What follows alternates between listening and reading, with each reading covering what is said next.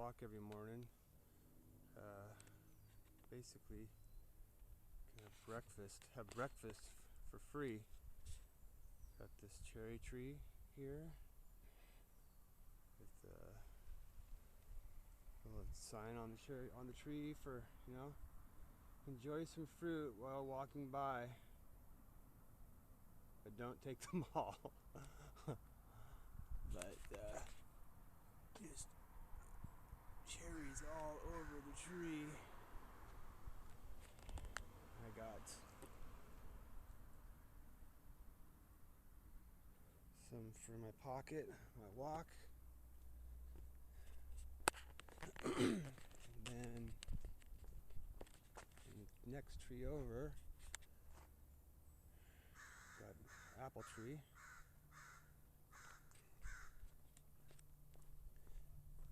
Apple tree and some more apple trees with messages for the neighborhood on all of them. Should enjoy some fruit. And let me just show you, this is a community here. This is about 2 blocks from my house. It is a private community. This is an apartment complex, but they have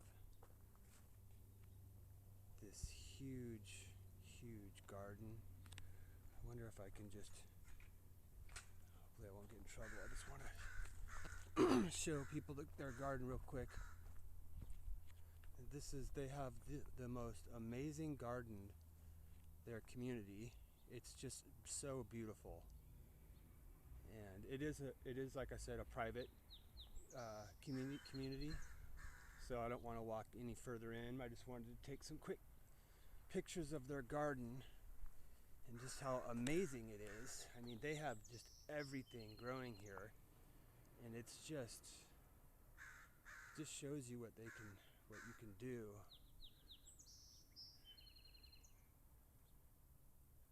with a little work and a lot of fun. And it's just very amazing what they've done here. But I don't want to, it is private property, so I don't want to go any further in, but I just wanted to show people what they got going. And they got berries right out front here for the neighborhood. People walking by, and their berries are almost ripe, and the apples here on the tree are starting to get ripe.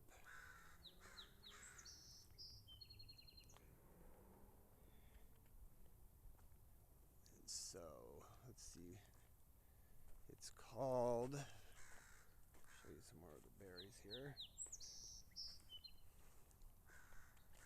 Welcome to Kalish Eco Village. So it's an eco village. And I think you have to apply to live here, but they really got something pretty special. And they got, you can see they got berries that grow all up on the sides, and just like the most, it's by far the nicest garden in the neighborhood. And they always have people that live here. Every time I come by, are always out working in the garden. The berries are coming into ripe. But they do kind of get a little, I don't know, I don't think they like people coming onto the property, so they kind of look at me funny, which I understand, they don't know who I am. But just amazing. Here I'll show you a kind of better view of the apartments. And there's the Kalish Eco Village. So I need to look into what it takes to live here, because this is something I would be interested in. I do want to get outside of the city. This is in Portland, Southeast Portland, but community living is I think that's kind of how humans are supposed to be living, community style, small communities where everybody knows each other and helps each other and shares energy with one another. And you know, everybody knows each other on a first name basis, and it's just so extremely beautiful what they have here. And if everybody kind of lived this way, I think it would be a much happier world. Small communities where, you know, if someone's hurt, you know, you got people to help you out, and, you know, just the reassurance of knowing you're going to have people to support you is just so much for your health right there. Your mind is so powerful that you can actually will yourself to be healthy as well as will yourself to be sick. And if you've got people praying for you when you're not feeling good, you'd be surprised what prayer can actually do to heal somebody. But anyways, it's pretty amazing what they're doing here. I'm gonna have to look into, you know, what it takes to live in a place like that. I'm sure there's a lot of screening involved, which is understandable. But you know, pretty amazing. But that's kind of what I want. That's kind of what I'm looking for, something like that. You know, maybe a little more rural, out of the city, but I would gladly move into a place like that.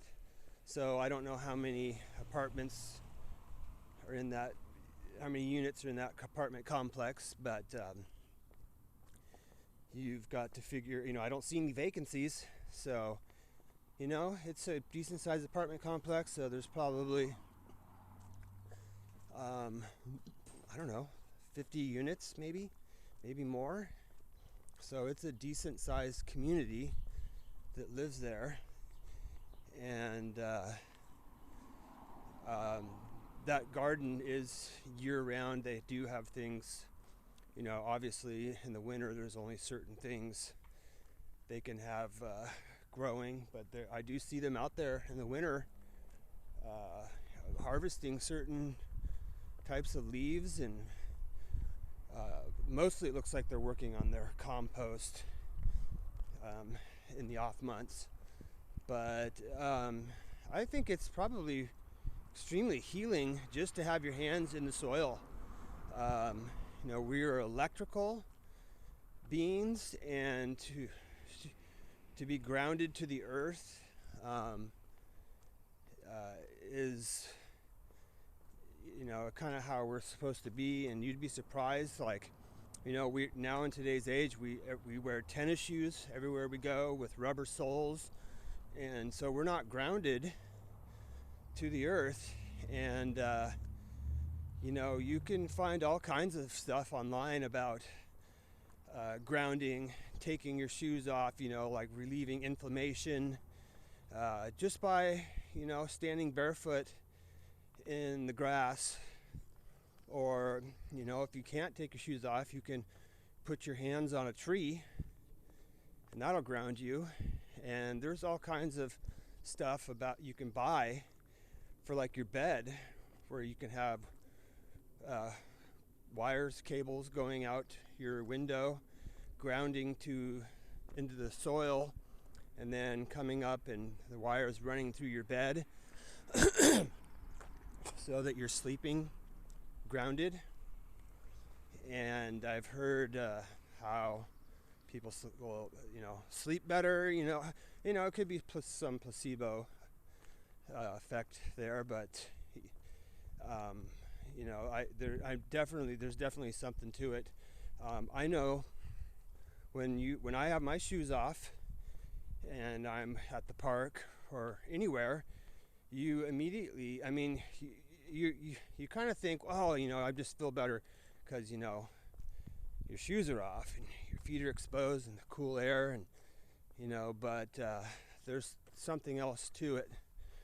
And I've definitely done kind of tests with myself where I've, because I do have kind of lower back pain, and where I will take my shoes off and stand in the grass or lay in the grass, and I can't tell if it's me being grounded or what, but I kind of feel like it might work. Sleep, I think maybe I sleep better. I do know. Hey, kitty cat, look at this guy. What's up? How you doing, buddy? You're looking at me like I'm the enemy. Human. Animals probably think humans are so ridiculous. But anyways,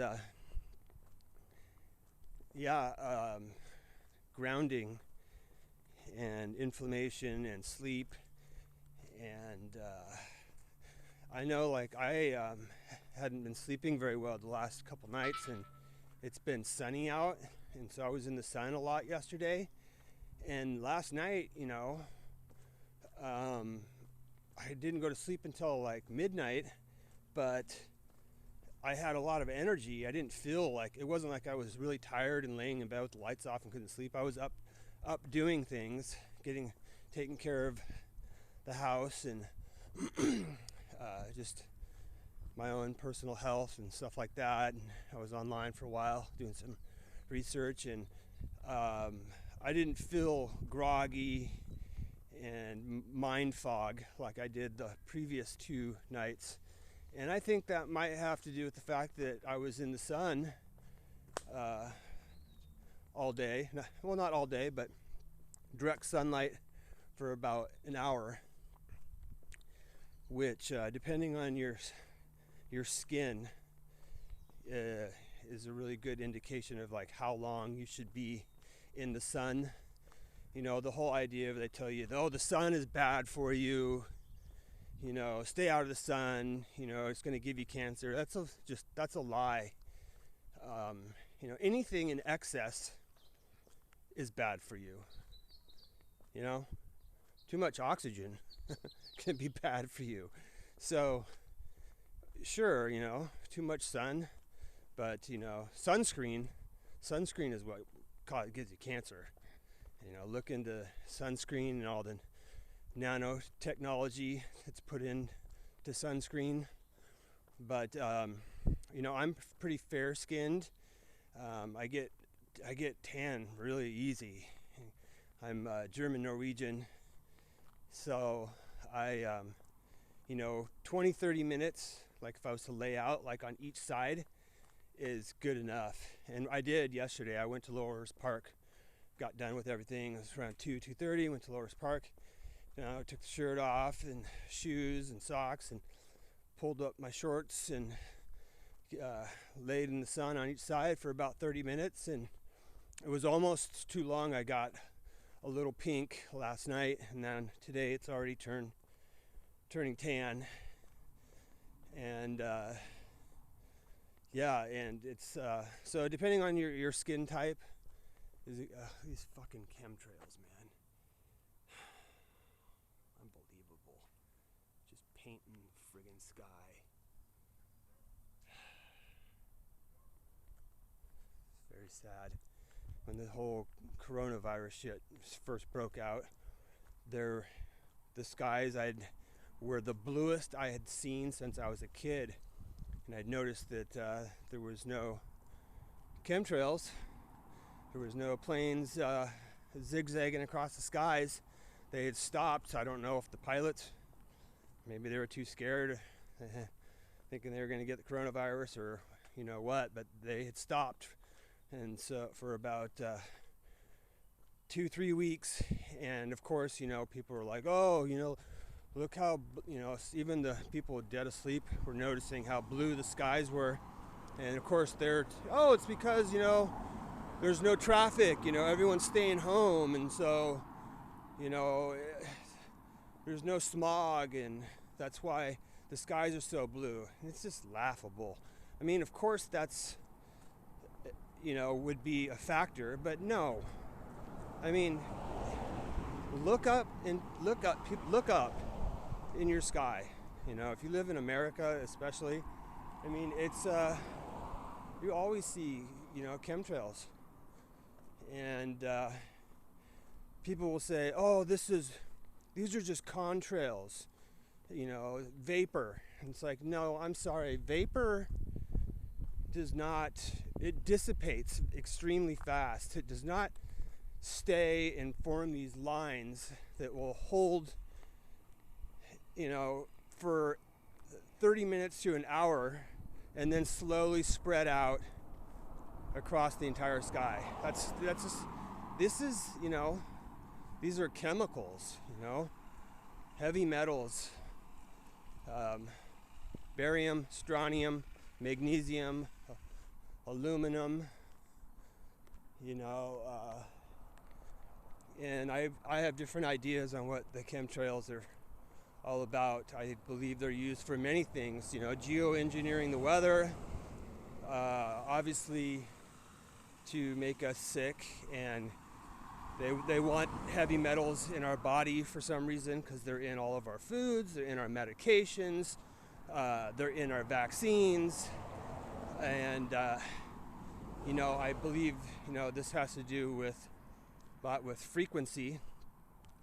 You know, the more metal you have inside you, the more your body is going to pick up to certain frequencies, and you know, that they broadcast, or the fact that, you know, everything is, you know, on the internet now, and Wi-Fi, and all these microwaves are basically going straight through our bodies. You know, that's how the internet works. You know, it's using the ether that all this technology is, you know, going to your phone. Your phone's not plugged in.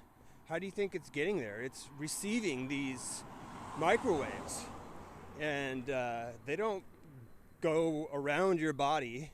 They just go right through it. You know, we're mostly water, and you know that water is a conductor, and so we pick up on these microwaves, and they affect our body, and most likely not in a good way. Now, there are healing frequencies, that's for sure. I firmly believe that past civilizations used frequencies for healing. You know, churches and like the organ, well, you know, that's why do you think it's called an organ? You know, they would use these different frequencies to play that would actually heal your body. You know, churches were actually kind of like hospitals. They were a place of healing, and now they're used for supposedly a place of worship. You know, well, they are for worship, but it's people are worshiping, you know, false gods. You know, you go to church and everyone prays together, and you know, if you read the Bible tells you specifically, you know, it's like a sin to pray in public. You're supposed to pray by yourself behind closed doors. It says something about, you know, beware of, you know, people that pray in public or tell you to, and yeah, that's basically, you know, it's like they're mocking the Bible, and people don't know that, and pastors, I'm sure they don't know that either. Just like medical doctors, they think they're doing good. But I'm going to end this real quick because I want to start a new video to talk about something else that's important to me that's going on. So, all right, bye.